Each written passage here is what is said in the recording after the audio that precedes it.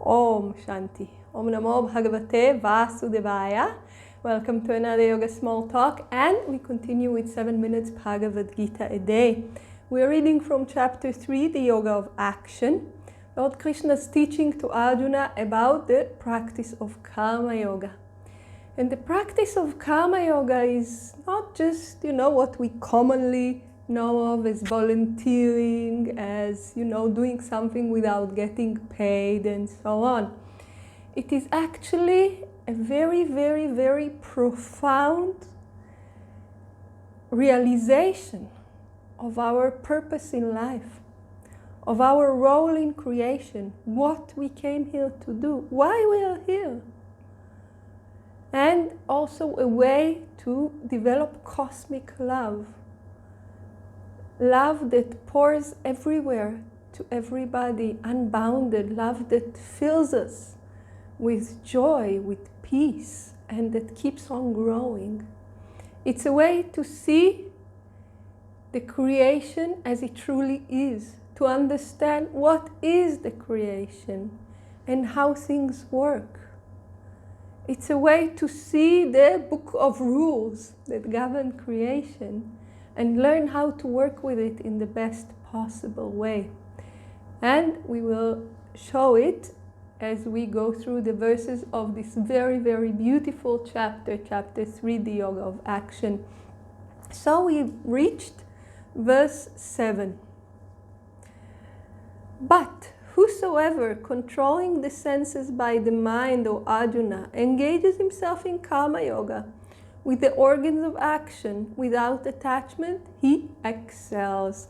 So why the but? Because in the previous verse, Lord Krishna was telling Arjuna that the person who sits doing nothing, restraining the organ of action, like sits doing nothing, but the mind is running in 1,001 places, he's a hypocrite.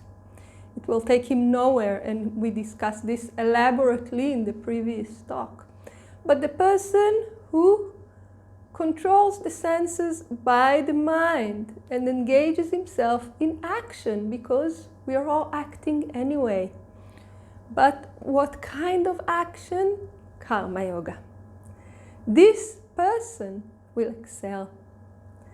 And verse 8 tells us, do thou perform thy bounden duty, for action is superior to inaction, and even the maintenance of the body would not be possible for thee by inaction.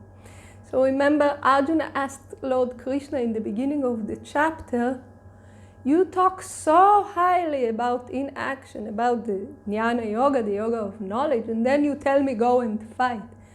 Why are you asking me to do this terrible action? So not just action, it's something that's terrible. How will that make me happy? How will that help me or anyone else? What is it good for? So Lord Krishna is answering this here. Do your duty, for action is superior to inaction. But what kind of action? Action with skill. Action that has knowledge behind this. Action that is done by way of Karma Yoga. And this is much superior to the option given in verse 6. Not doing anything, but not reaching this inactionlessness because we have some understanding of creation, because we have some genuine renunciation in us, but just because we don't want to deal with stuff. So Lord Krishna is telling Arjuna, act and you will find this bliss that you are looking for. Action is superior to inaction. And Swami Sivananda tells us, commentary to verse 7, if anyone performs action with his organ of action, the hands, the feet, the organ in speech, the organ of speech, etc., controlling the organ of knowledge by the mind, and without expectation of the fruit of the actions and without egoism, he is certainly more worthy than the other, who is hypocrite or a man of false conduct. So certainly better than what we mentioned in verse 6. And again, verse 8 comes to reinforce it. So what do we mean by that? Here is an example. I'm teaching now Bhagavad Gita. Why am I doing this? I attended Krishna Jayanti Puja, the birthday of Lord Krishna, and I got very, very, very inspired. And the Bhagavad Gita immediately came to my mind, the teachings that I've received over the years, and I wanted to share them with others. I wanted to bring others inspiration. I wanted to bring the beautiful knowledge and the amazing tools of the Bhagavad Gita to others in a simple, accessible way. So I started this series of talks. So I wanted to benefit others. This was my intention. So I'm doing action with the intention of benefiting others. But let's say that the next day someone else also gets an inspiration and, starts teaching Bhagavad Gita on YouTube. And I look at my account and I see, okay, this video has 30 watch and 5 comments. But their video has 45 watches and 7 comments. Now I am jealous. Now I'm listening to their teaching to see how to beat the competition. You see, I got attached.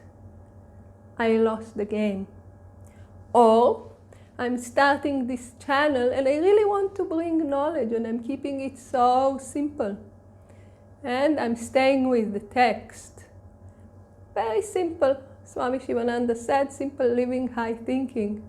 But then people start telling me how great I am and how great this teaching is and everything. And I want to be even more popular. I like this idea of popularity.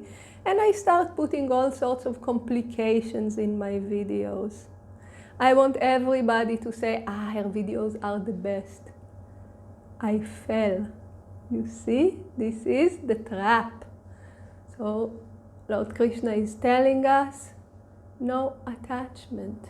You do your duty, you do your service because it is the right thing to do with the intention of benefiting everybody.